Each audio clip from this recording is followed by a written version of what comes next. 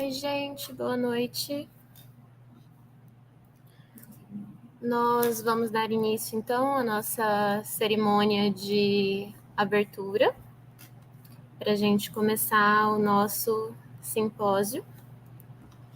Bom, caros participantes, bem-vindos ao Simpósio de Diagnóstico e Sanidade Animal, Tecendo a Rede de Sanidade Animal, um evento que promete ser um marco na história da saúde animal.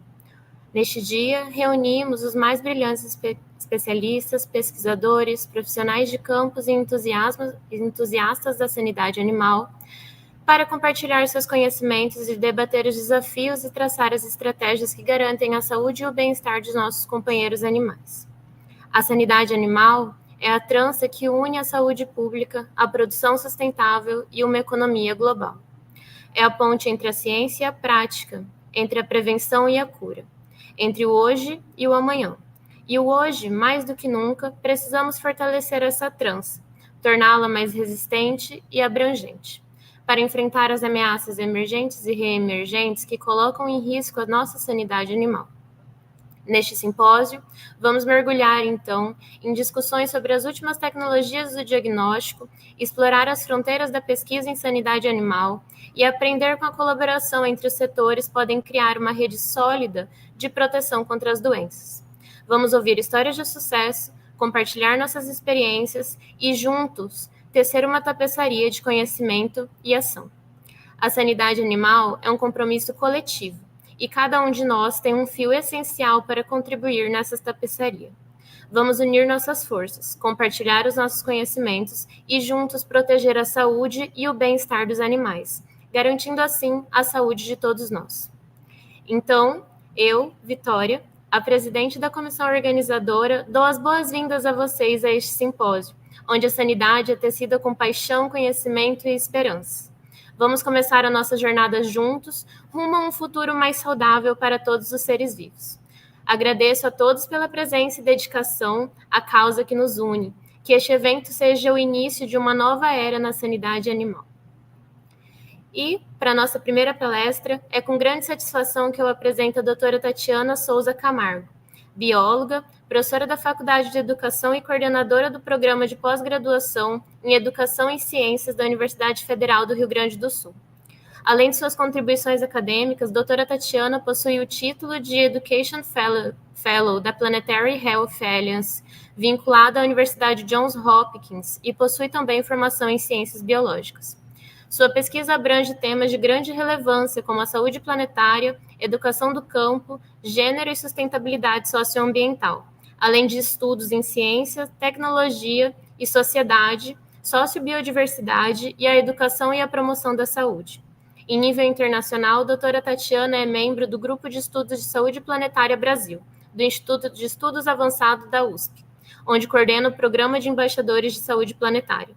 Ela também atua como coordenadora da equipe Lancet Countdown da América do Sul, contribuindo para o avanço dos estudos sobre a relação entre mudanças climáticas e saúde. Hoje, o título de sua palestra se dá Saúde Planetária, uma lente para conectar a saúde animal, humana e ambiente.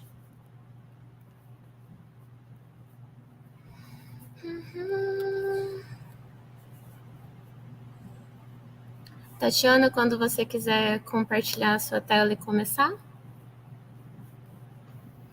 Perfeito.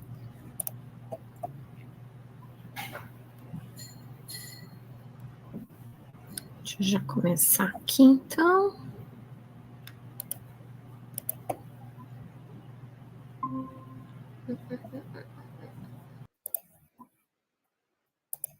A questão é que a hora que eu botar para apresentar, eu acho que eu consigo ver sim, peraí. Deixa eu botar no início, né?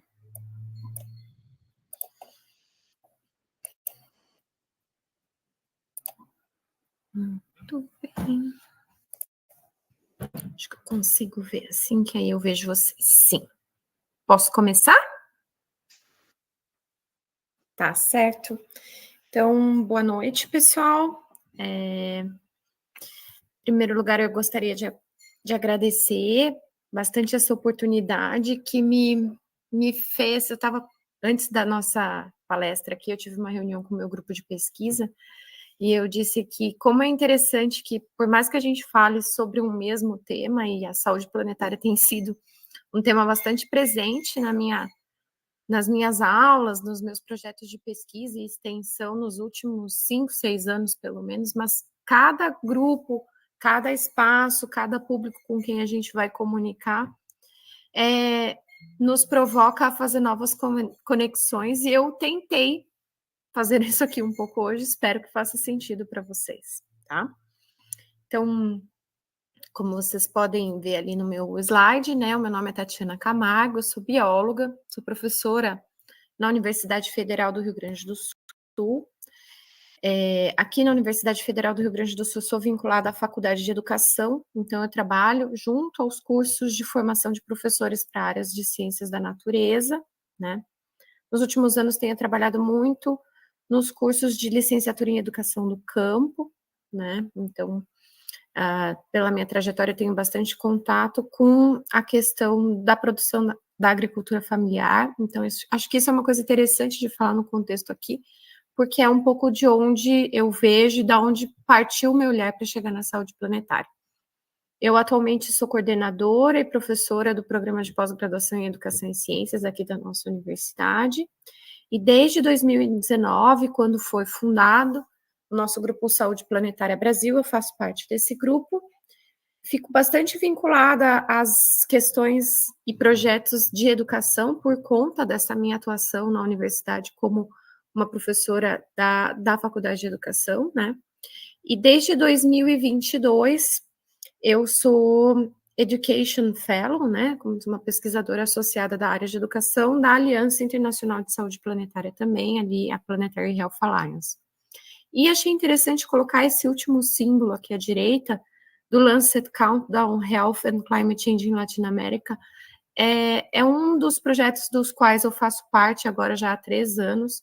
É um grupo bastante interessante, não sei se vocês conhecem, o The Lancet é um periódico da área da saúde humana, em geral, né, bastante conhecido, e há cerca de 6 anos ele lançou uma plataforma chamada Lancet Countdown para investigar as conexões da mudança do clima com indicadores e desfechos em saúde humana.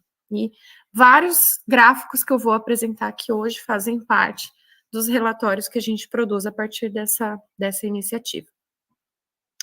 Pois bem, aqui hoje eu vou falar para vocês um pouco sobre a saúde planetária. Esse que é um conceito, mas mais do que um conceito teórico, também se propõe a ser uma ferramenta para a gente olhar os contextos de uma maneira mais articulada e um impulsionador de movimento, que a gente possa também gerar mudanças, seja mudança na atuação profissional, mudanças em nível pessoal, mudanças de políticas, mudanças de protocolo, né? Vou começar... Ai, será que eu consigo passar estando aqui? Não. Eu tenho aqui lá no... Aí. Bem, como campo científico, né, a saúde planetária, a definição mais clássica dela, mais tradicional, seria que ela é aquele campo que visa investigar, estudar a saúde humana, né, e a saúde de outros seres vivos, de uma maneira integrada com a saúde dos sistemas naturais que oferecem suporte para essa saúde dos outros seres vivos e dos seres humanos. Então, que a gente busca investigar essa relação de maneira integrada, né? Essa definição, ela vem desse relatório também publicado no periódico The Lancet em 2015, que foi fruto de uma comissão de experts que estavam buscando uma definição desse campo, que naquele momento era um campo emergente. E desde 2015, a saúde planetária tem se expandido bastante, primeiramente nesse universo das ciências da saúde humana, mas hoje ela faz bastante conexão com outros conceitos semelhantes que eu vou falar um pouco mais à frente, e ela tem se expandido de uma maneira bastante multidisciplinar e tendo intersecções com outros campos bastante diferentes desse de origem da saúde humana. Nosso grupo Saúde Planetária Brasil, por exemplo, é formado por mais de 100 pesquisadores e pessoas envolvidas, né, que não são só da academia, mas de organizações não governamentais ou de outros espaços, e que são desde a engenharia, a inteligência artificial. Agora a gente tem um grupo específico sobre artes e saúde planetária. Então, ela se pretende a ser um campo bastante interdisciplinar. Ali é só uma charge, né, que é um pouco do que a gente está falando, desse planeta que não, que a gente não sabe se tem algo que é regional ou global, que na realidade é um pouco de tudo, e que às vezes se apresenta para a gente, assim como no último quadro, ele parece todo em pedaços, e nós, profissionais das diferentes áreas, hoje temos que lidar com essa que é a realidade de uma geração, de uma civilização que vive o mundo das mudanças do clima. Eu aqui no Rio Grande do Sul tive um ano bastante quase que um estudo de caso para a mudança do clima, acho que aí no Centro-Oeste também, né, por outras razões, mas enfim. Esse slide eu sempre coloco para desfazer por vezes um mal entendido, vamos dizer assim, sobre o que não é a saúde planetária, tá? Em vários espaços que a gente vai apresentar sobre saúde planetária, parece que a gente está falando sobre algo que é, assim, que se conectaria com questões de terapias holísticas, de cuidados de espiritualidade. Tem até pessoas que estudam essas questões dentro da saúde planetária, mas a saúde planetária não se resume a isso. Então, quando a gente convida as pessoas a fazer parte desse movimento da saúde planetária, não se espera que todas essas pessoas vão ter essa postura, né? Não, acho que ele é um campo, inclusive, para mim, um campo, assim, com uma cara bastante científica mesmo, que tenta incorporar outras cosmovisões, outros saberes, outras matrizes de conhecimento, né?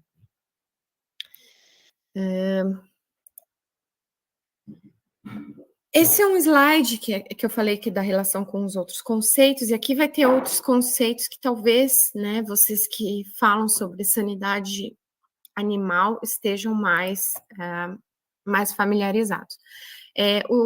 O símbolo da direita foi o cartaz do Dia Mundial da Saúde, da Organização Mundial da Saúde em 2022, que foi a partir desse ano que essa organização internacional passou a incorporar o conceito de saúde planetária dentro das suas campanhas, dos seus materiais, de uma maneira mais explícita, né?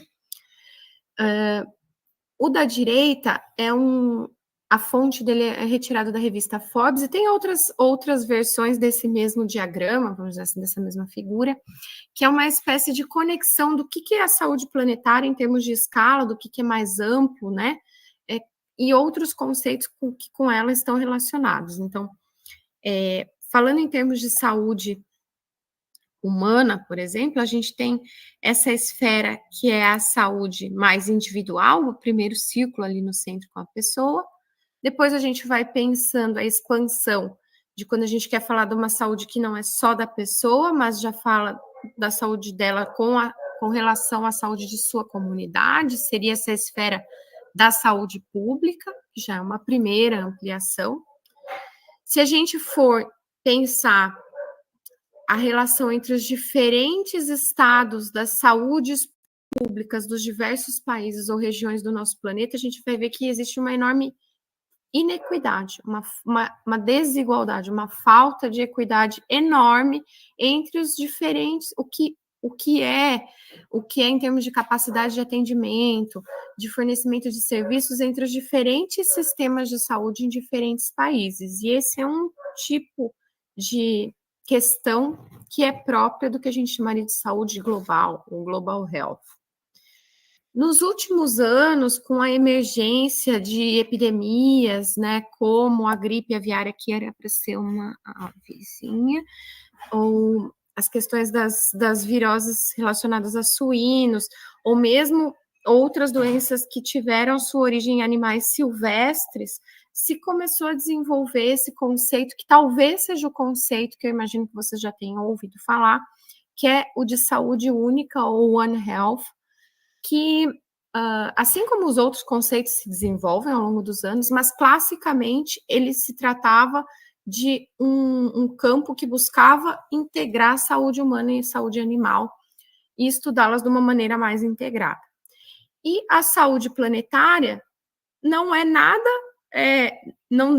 digamos assim, não é nada o oposto de nenhuma dessas outras esferas, mas seria uma ampliação, como a gente a visualiza, incluindo nessas questões de saúde individual, saúde pública, saúde global e saúde única, dessa relação de saúde animal e saúde humana, a questão dos sistemas naturais. Então, pensar a saúde das pessoas, dos animais, mas pensar como isso se relaciona com a saúde da atmosfera, a qualidade do ar, a saúde em termos de temperatura do ambiente, o equilíbrio térmico do ambiente e os impactos que isso vai gerar nos outros, na saúde dos outros seres que vivem, né?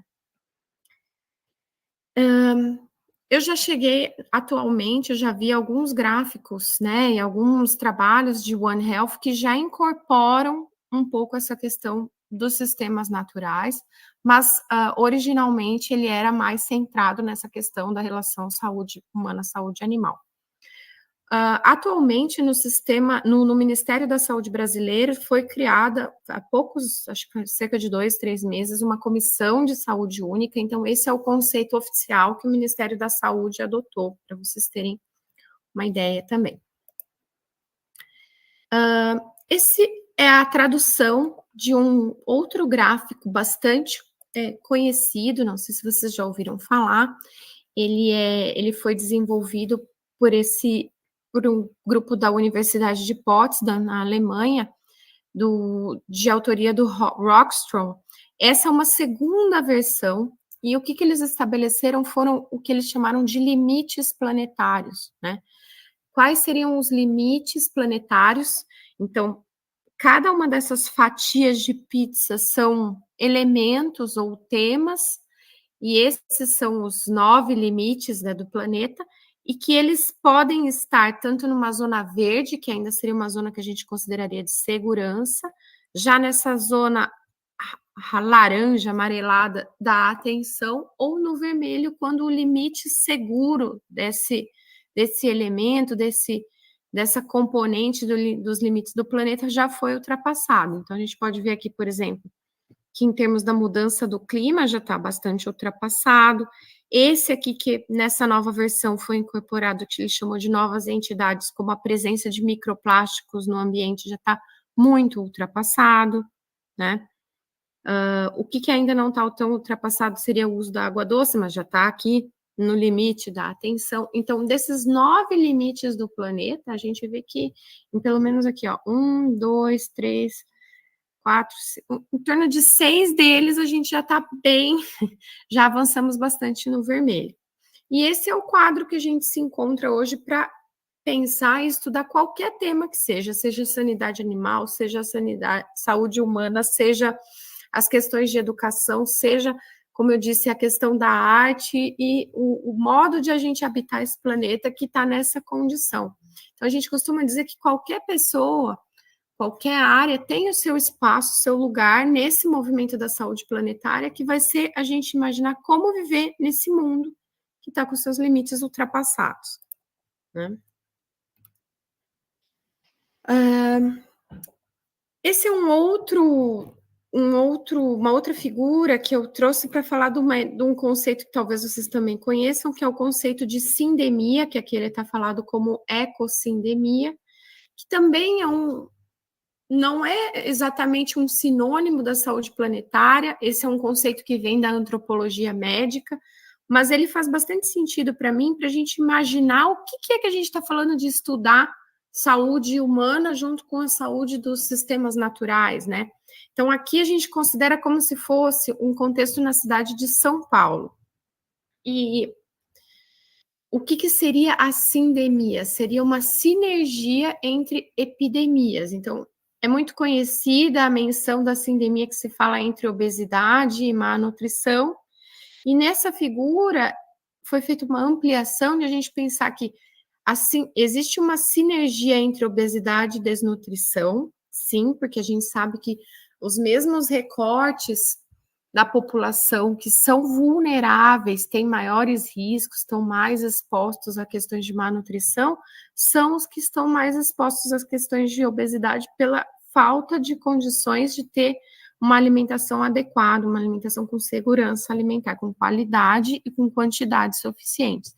Mas essas populações mais vulneráveis, elas são também as populações mais vulneráveis para exposição à poluição do ar, a exposição ao Covid-19, por exemplo, esse aqui foi um gráfico que a gente construiu na época da pandemia, porque são as mesmas populações com vulneráveis em termos socioeconômicos, de acesso ao cuidado e, por exemplo, a uma renda que lhes permita ter uma alimentação mais adequada, que também foram os mais expostos à Covid, que também foram os mais expostos à poluição do ar. Então, se os problemas funcionam em sinergia, a gente precisa pensar soluções que também sejam sinérgicas, em pensar quais são essas condições sociais que estão operando aqui, que talvez se eu pegar para falar sobre obesidade, ao invés de eu ficar insistindo em questões de, sei lá, do uso de um fármaco, se eu trabalhar com essas determinantes sociais, talvez eu consiga incidir sobre a obesidade, mas também sobre todas essas outras coisas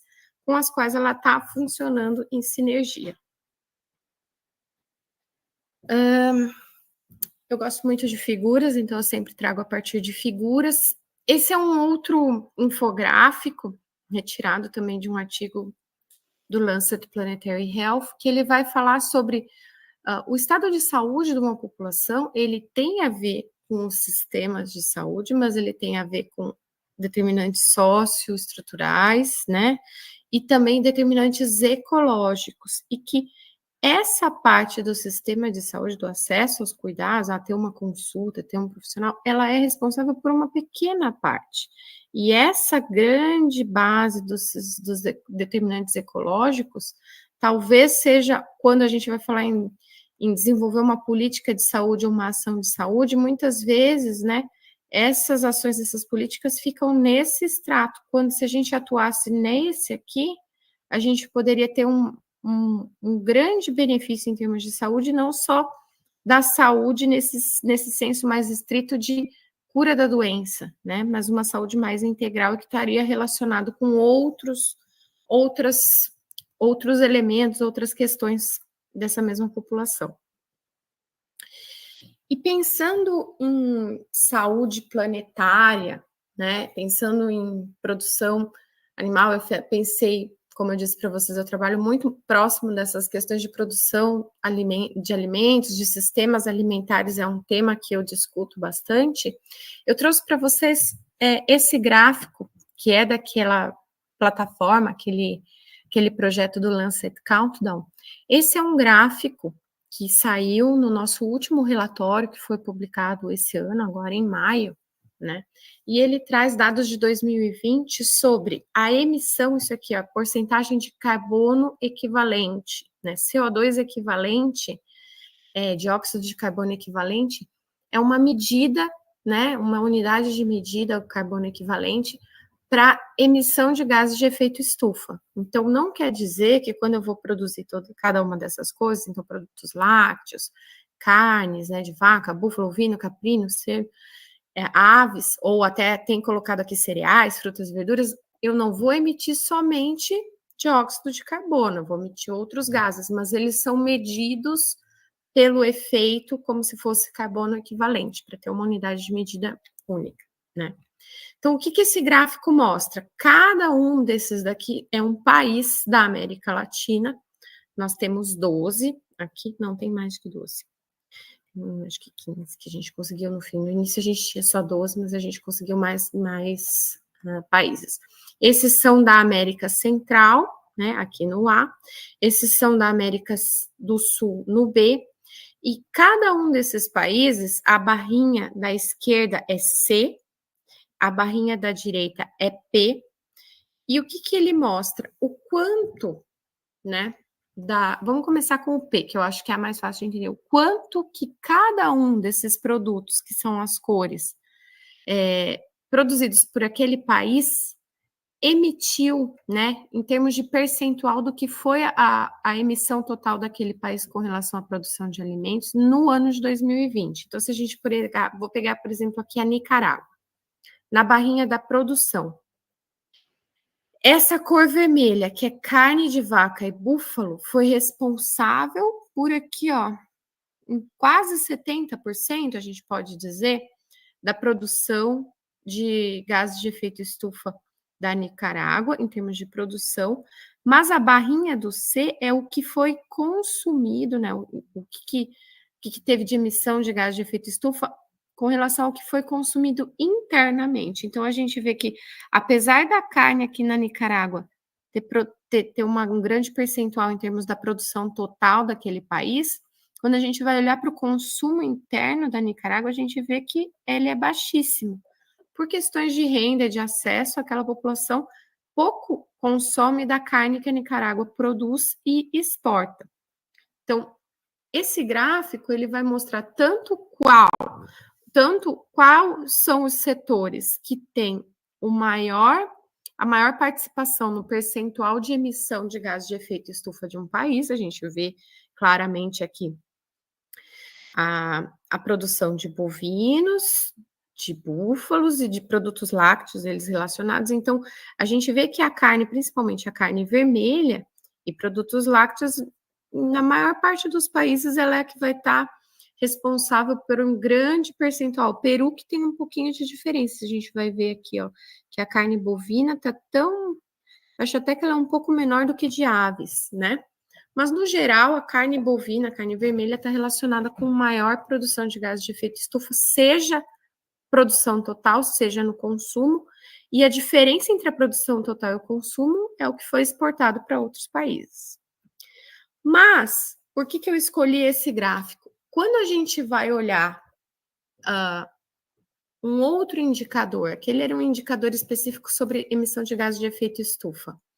Se a gente vai olhar um indicador de dieta e co-benefícios, que a gente chama, que é olhar dos mesmos produtos ali, que a gente estava olhando para o quanto eles emitem de gases de efeito estufa, se a gente vai olhar quanto cada um desses produtos colabora para a mortalidade, aumento na mortalidade da população, seja pelo excesso do consumo de, por exemplo, grãos processados ou carne vermelha processada, né, que o malefício está associado ao consumo excessivo, quanto a, por exemplo, frutas e legumes, o consumo deficitário. Então, se a gente vai olhar para esses consumos que não são os adequados dos diferentes produtos, a gente vê que para a mesma região, né, esse é um cálculo a partir de um indicador do que se chama Global Burden of Diseases, da FAO, né? Então, eles conseguem calcular a partir de indicadores globais e depois regionais e depois nacionais, que da nossa região da América Latina,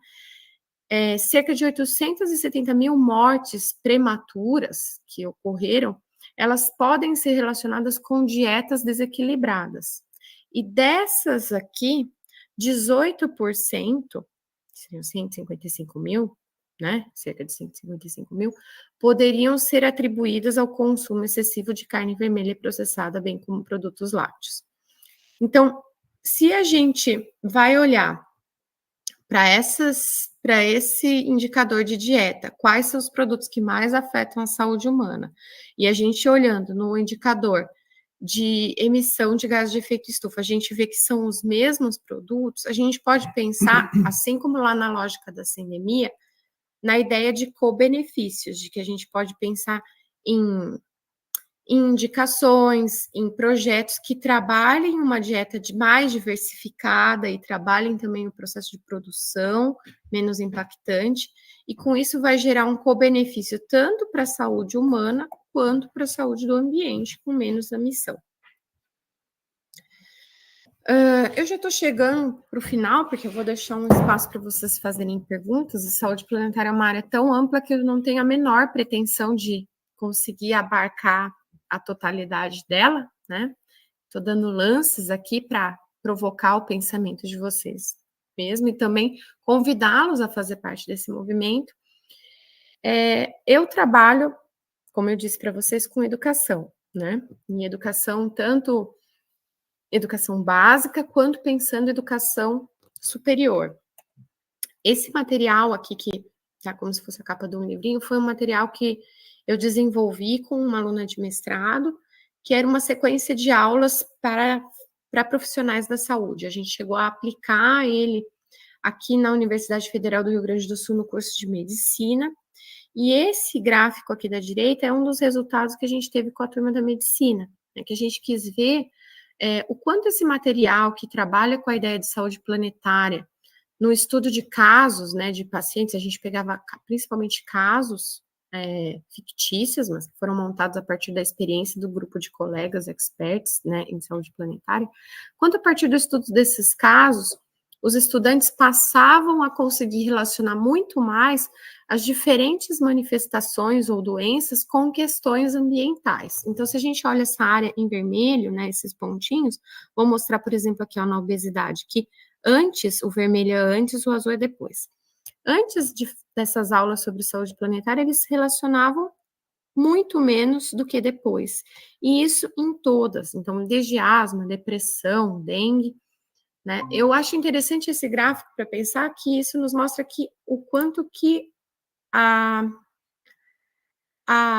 educação dos diferentes profissionais ela é importante para promover essa mudança e a mudança da futura atuação, né? A mudança nos diferentes campos, seja na atuação profissional, na atuação clínica, no caso aqui na clínica médica, né?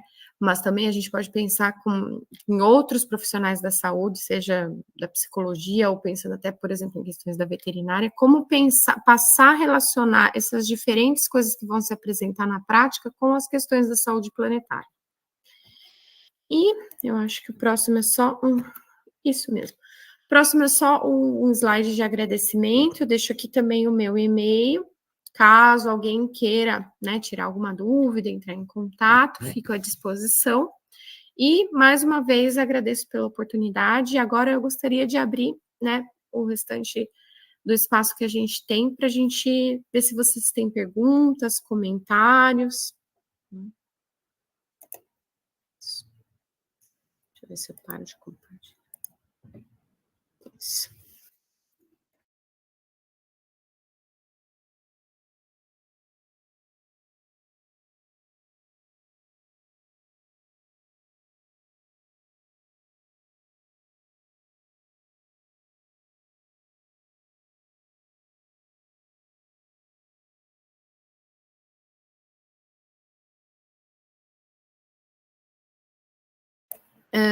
Vou tentar explicar, né, a partir do que eu conheço e de que eu já conversei com muitos colegas. Saúde coletiva, né? Tem até um texto bastante interessante, acho que eu ouvi num podcast e depois eu vi num texto, que era o editor da revista do The Lancet comentando isso. Saúde coletiva é um conceito muito comum na América Latina. Ele não é um conceito muito utilizado em outros países, né? Saúde coletiva tem uma certa, quase que uma sinonímia com a ideia de saúde pública, mas ele busca muito mais, por exemplo, questões como educação popular em saúde, a promoção da saúde. É como se as ferramentas da saúde coletiva utilizassem outras estratégias que não só as da saúde pública, que saúde pública, sim, é um conceito mundialmente utilizado, que é aquilo que você não vai olhar só para a saúde da Tatiana, vai olhar para a saúde da Tatiana dentro da cidade dela em relação com as pessoas. Um ótimo exemplo que a gente pensa em saúde pública é, por exemplo, vacina, né? A vacina, muitas vezes, ela não faz sentido individualmente para a pessoa, né? Tanto que a gente tem um negacionismo muito forte com a vacina e as pessoas perguntam, eu posso tomar vacina e ter um efeito adverso muito forte, me causa? Pode, né? Individualmente, você tem esse risco, mas o quanto que a gente calcula do benefício de uma vacina ou até do medicamento não é em termos individuais, a gente calcula esse benefício em termos de saúde pública. A gente pode dizer que em um indivíduo, muito raros casos, vão ter um efeito adverso que pode ser prejudicial individualmente, mas em termos de saúde pública, o benefício que a vacina vai trazer é incontestável. né? Então, são lógicas diferentes. Quando eu penso numa lógica de atendimento individual, algumas coisas podem não fazer sentido ou fazer sentido, e quando a gente pensa numa lógica de saúde pública, faz outras coisas, outros parâmetros pelos quais a gente se guia, né? E a saúde única é uma ampliação, né? A saúde pública já é um conceito muito mais antigo, né? Ele é um conceito lá de fim do século XIX, início do século XX, a construção do que a gente, em termos mais contemporâneos, chama de sistemas de saúde, na Europa, né? Claro, no nosso continente ela é muito mais recente, mas ele é um conceito mais antigo. O conceito da saúde única, ele é um conceito muito mais final do século XX, início do século XXI, quando a gente já percebe essas interações entre epidemias que afetam animais e seres humanos, e nasce muito da preocupação dessas doenças zoonóticas que podem passar entre humanos e animais. E aí se nasce esse campo da saúde única de pesquisar de que forma essas coisas estão interligadas e de que forma se precisa criar instrumentos nacionais e internacionais, protocolos de cuidado, né, protocolos para, por exemplo, criação de aves, criação de suínos, para impedir certas questões que podem afetar seres humanos, inclusive. Então, é mais ou menos por aí que a gente pode pensar essa diferença.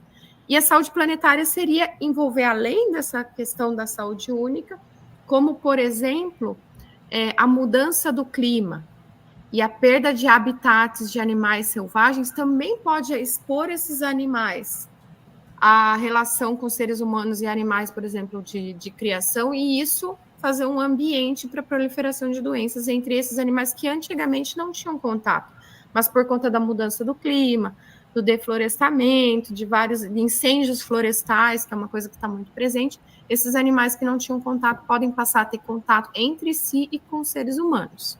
Né? Uhum. Sim, tá certo.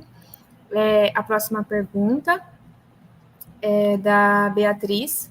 Ela pergunta: o uso de sistema LPF consegue anular em quantos por cento, aproximadamente, essa emissão de CO2 que teria em um sistema convencional?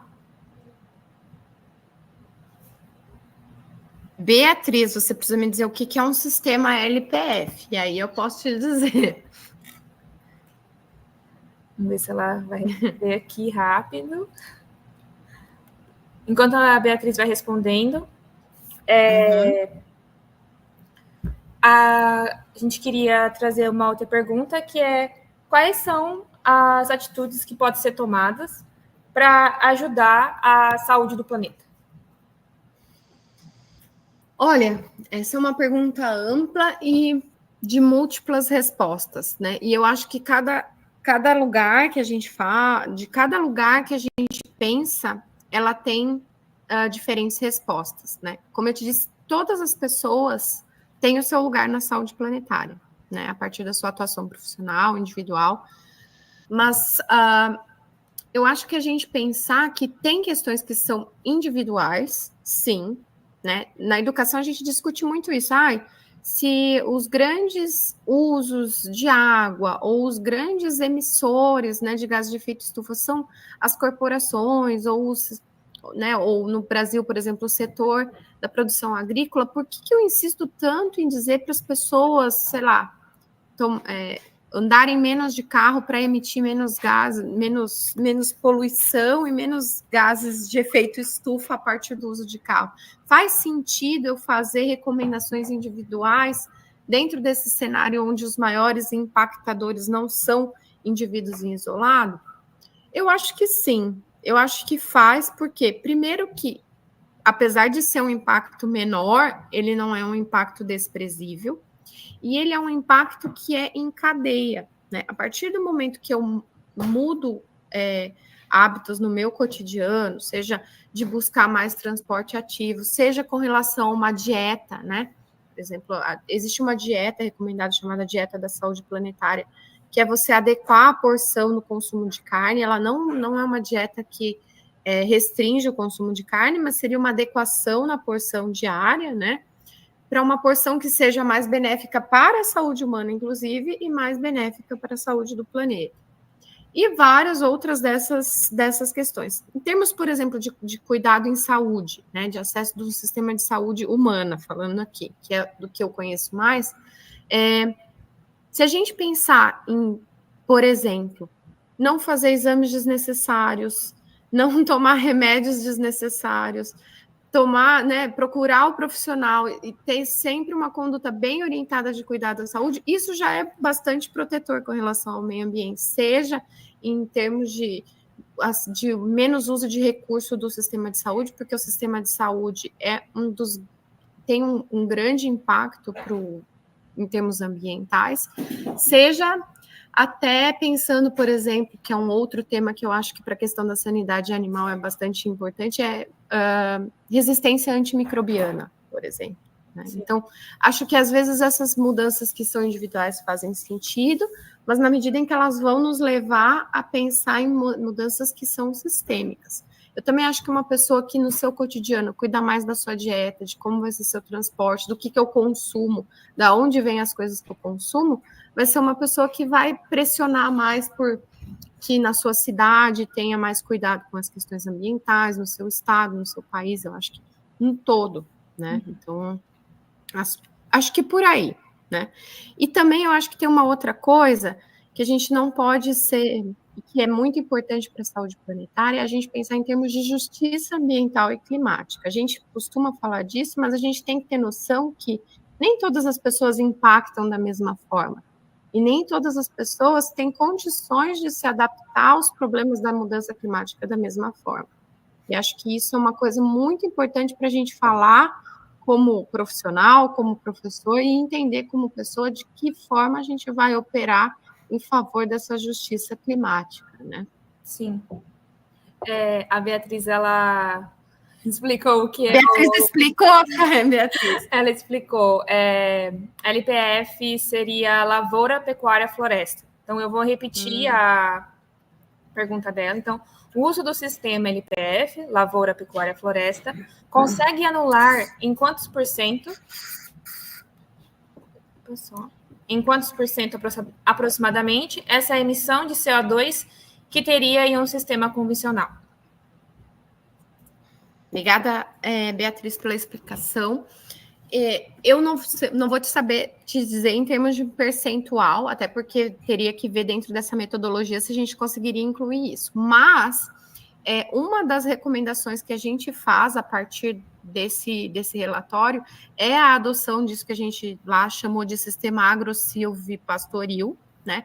Que isso tem a capacidade de promover menor impacto, porque principalmente pensando aí no contexto brasileiro, né, que é o que eu conheço mais os números, cerca de 75% das emissões de gases de efeito estufa do Brasil tem a ver com a produção agropecuária. Mas não é só com a produção de animais, né?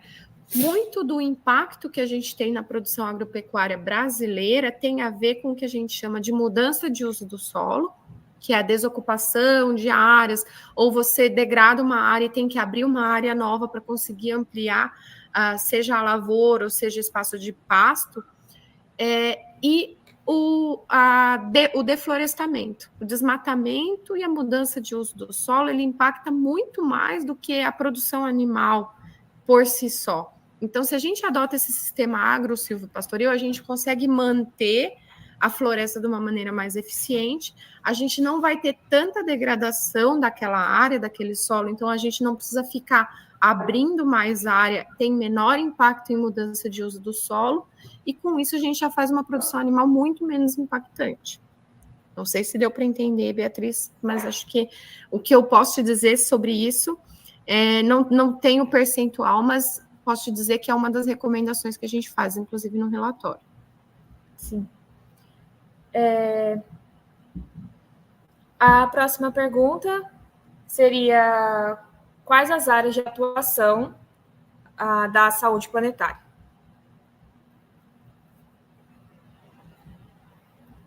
Como eu disse para vocês, a gente tem uma ampla gama de áreas de atuação, né? Eu já não coloquei ali, mas já convido vocês para olhar.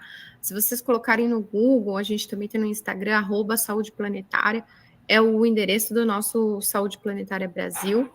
E tem um documento chamado Declaração de São Paulo de Saúde Planetária, ele tem em português, que a gente nomeou naquela declaração 19 atores, né?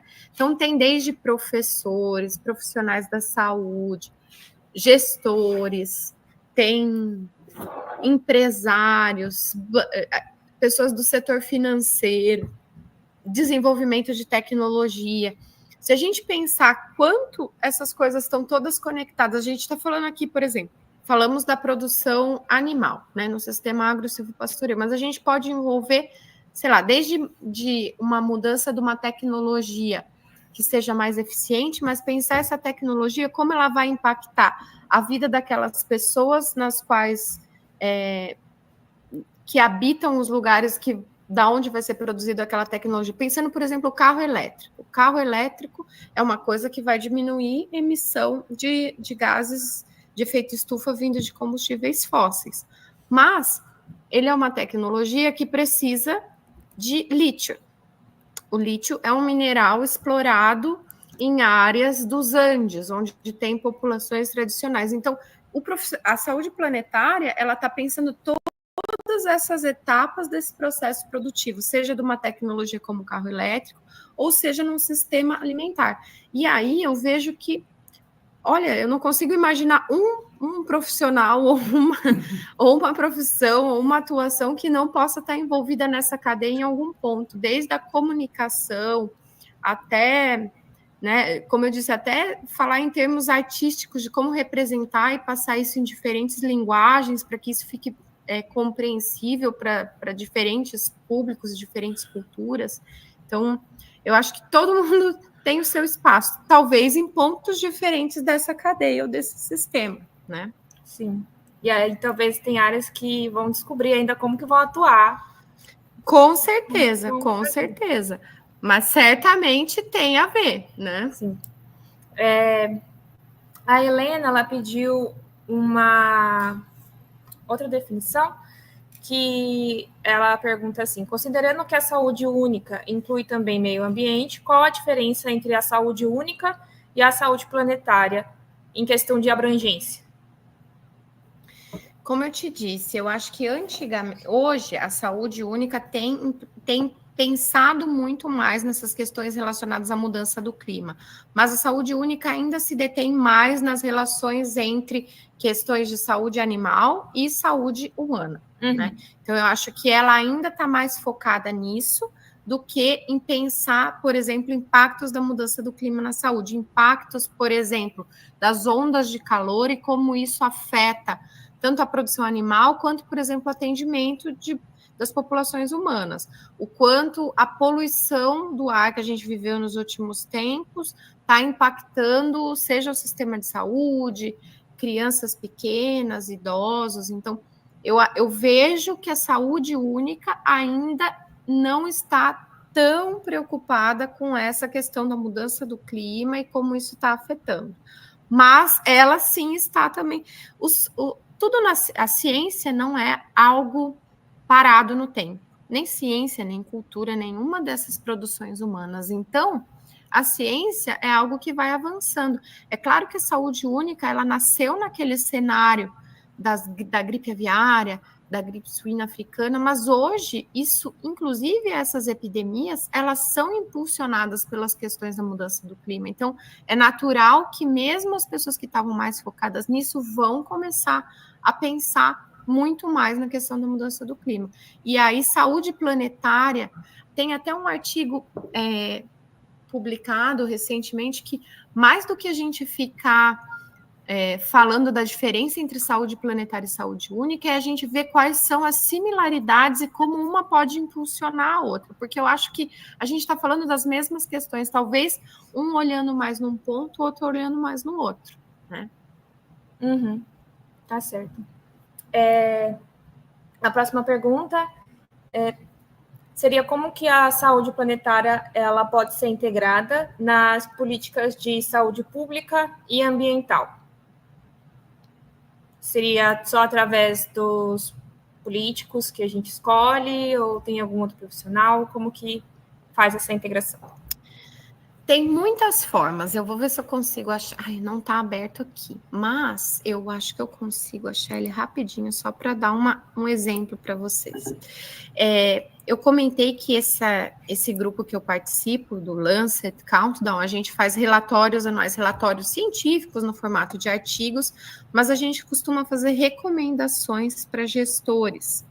E nessas recomendações a gente coloca diferentes questões que podem impulsionar a saúde planetária e gerar mudança. Então, por exemplo, esse aqui é um infográfico do último que a gente publicou. Se você quiser compartilhar novamente a tela.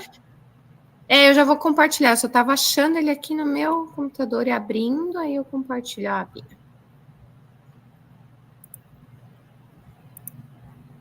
Deixa eu achar aqui. Com muita calma, para nada trancar e não cair. Vamos lá, vai dar tudo certo. Quando abre muitas abas é sempre um risco, né? Uhum. Acho que eu consigo. Cadê? Janela do aplicativo. Aqui. Imagino que agora vocês estão vendo. Sim. Esse aqui era um infográfico com recomendações. O que a gente estava comentando nesse momento? Exatamente isso que a gente estava falando. A gente falava sobre aquele indicador de emissões, de como tinham produtos, né? A nossa produção era muito impactante em termos de emissões, e como a gente tinha dietas que também não estavam sendo capazes de gerar saúde, que eram os mesmos produtos, exatamente aquilo que eu apresentei. E essas daqui eram as recomendações. Então, por exemplo, estabelecer estratégias para adotar hábitos saudáveis que promovam a segurança alimentar, justiça climática e equidade social. E como que a gente propõe isso? Aqui, justamente, essa moça do centro é uma agente comunitária de saúde, uma professora e uma merendeira. Porque a gente... eu não sei se vocês conhecem, mas já os convido a conhecer. Isso que está na mão aqui da Agente Comunitária de Saúde é o Guia Alimentar para a População Brasileira.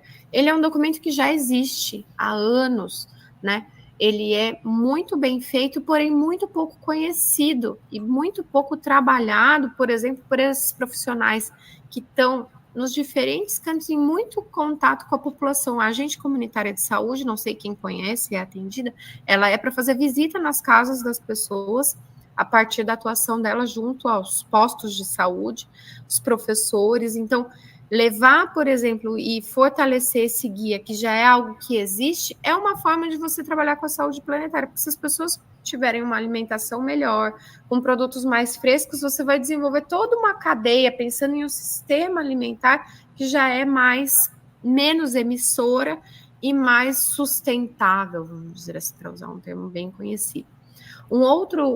Há um outro ano, a gente escolheu falar da merenda escolar.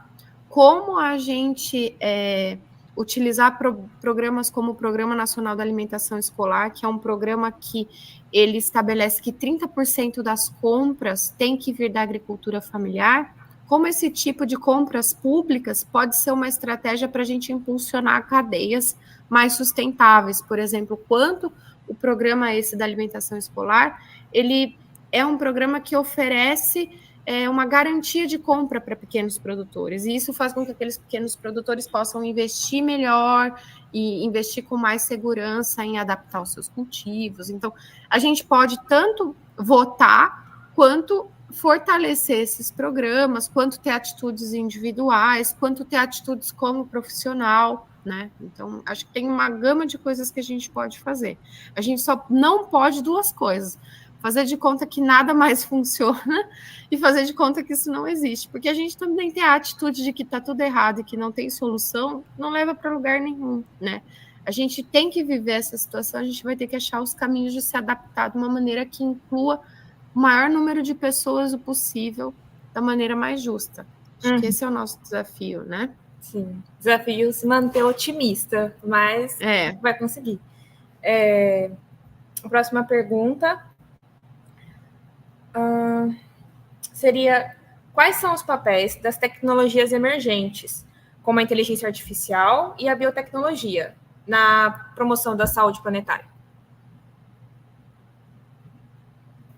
Eu acho que a tecnologia, todas as tecnologias, sejam tecnologias sociais, como você adaptar uma coisa, né, um certo atendimento, não precisa ser uma high-tech ou de uma máquina, mas todas as tecnologias, elas podem ser desviadas para um rumo da gente buscar melhorar os diferentes, seja a produção animal, seja o atendimento em saúde, seja, como a gente falou, setor de transportes. Diferentes setores vão precisar de uma tecnologia que seja orientada para isso. Hoje a gente ainda tem uma tecnologia que não é orientada para sustentabilidade. A gente tem uma tecnologia orientada para o que a gente chama de obsolescência programada. Então, você compra um celular que você sabe que daqui a alguns anos... Então, essa tecnologia, esse modelo de produção tecnológica, ele não vai nos ajudar. A gente precisa de novos impulsionadores, como se fosse um novo rumo para a tecnologia, mas a tecnologia vai ser fundamental.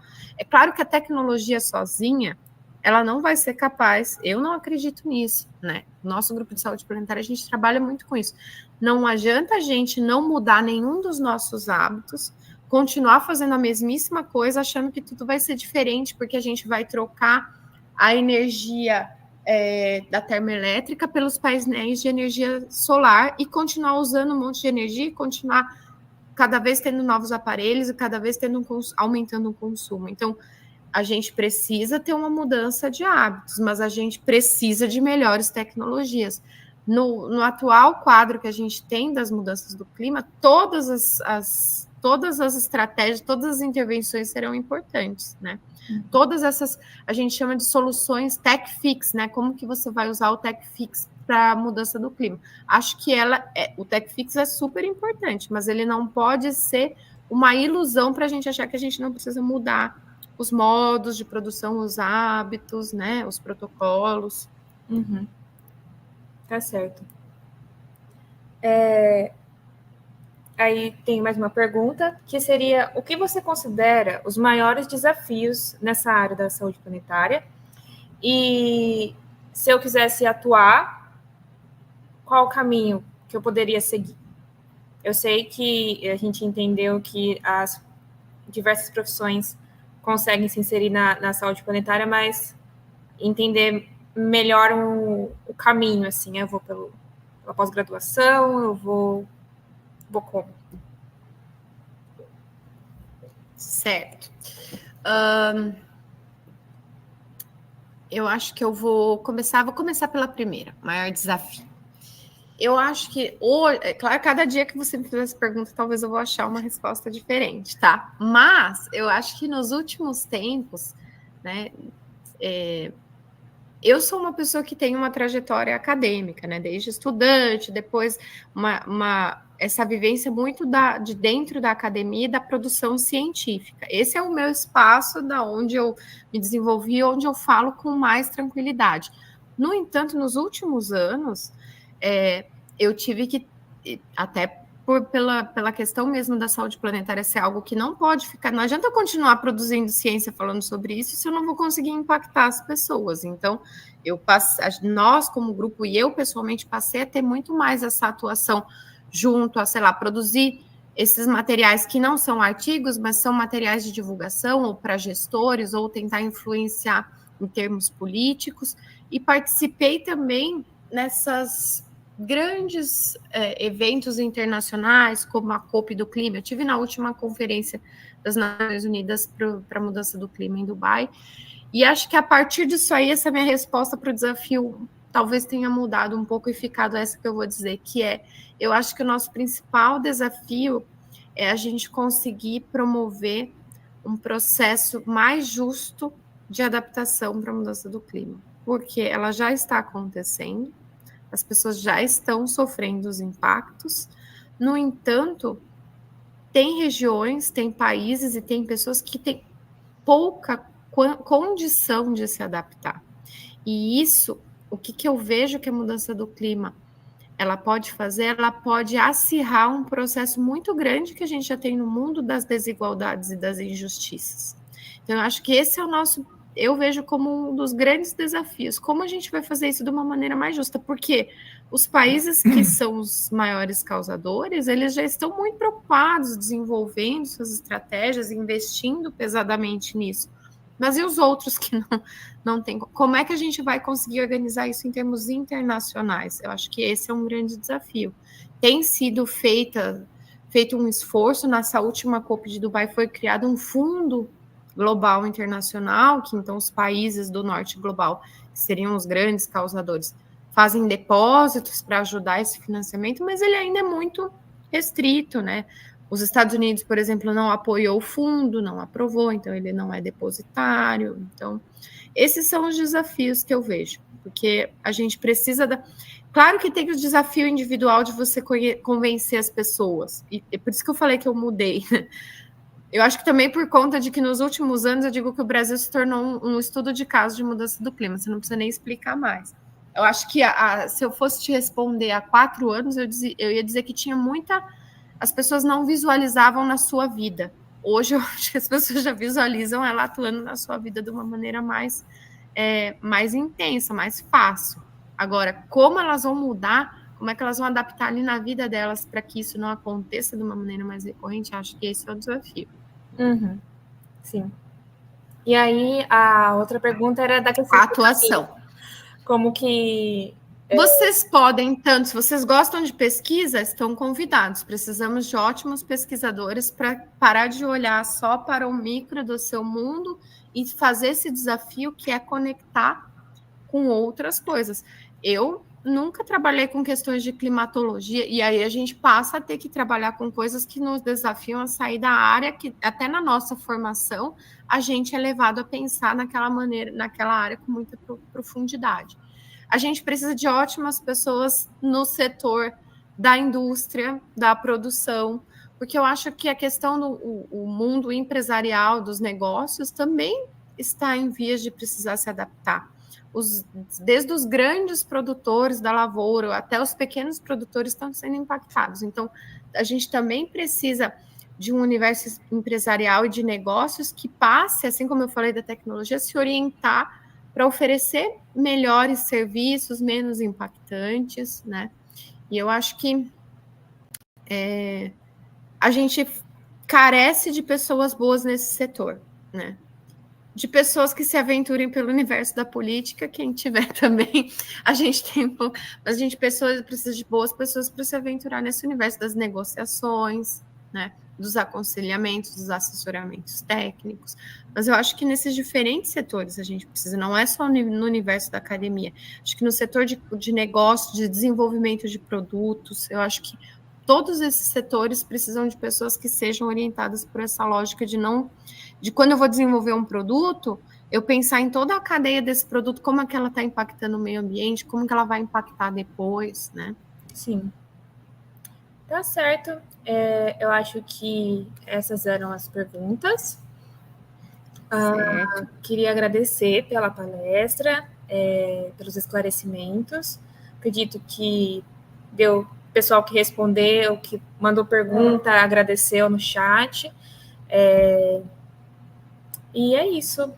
Agradecer, porque é muito legal, é um tema que a gente não tem tanto contato ainda, e aí com a sua palestra, com esse bate-papo que a gente teve com as perguntas, deu para reforçar o quanto é importante, quanto a gente ainda tem para aprender muito. Aí, só para relembrar, o Instagram que você tinha falado era o @saúde planetária. E eu posso depois passar para vocês, se vocês quiserem deixar na descrição depois do vídeo do YouTube, eu posso te enviar alguns links sobre as coisas também que eu mencionei. E eu queria agradecer mais uma vez e já deixar para vocês um convite para quem gostou, quer saber mais sobre o tema. Nós do Saúde Planetária Brasil, nós temos um programa, anualmente a gente faz um edital de seleção de embaixadores de saúde planetária, que são estudantes da graduação e da pós, que desenvolvem atividades, seja uma palestra, um webinário ou uma ação mais de extensão na sua universidade ou em alguma comunidade, junto com mentores do nosso grupo, fazem parte do nosso grupo. Então, no início do ano, ele vai estar aberto novamente. Então, quem se interessou, pode nos seguir nas redes e ficar acompanhando, fazer parte do nosso grupo de saúde planetária Brasil e, de repente, se tornar um embaixador para a gente incorporar. A gente não tem pessoas do campo da medicina veterinária, já fica um convite, temos essa carência no grupo. Tá certo. O pessoal agradeceu e gostou bastante. Então, pode mandar para a gente os links que eu disponibilizo no chat, para o pessoal conseguir acessar mais fácil. E é isso. Agora a gente vai ter a nossa segunda palestra. Deixa eu só pegar aqui.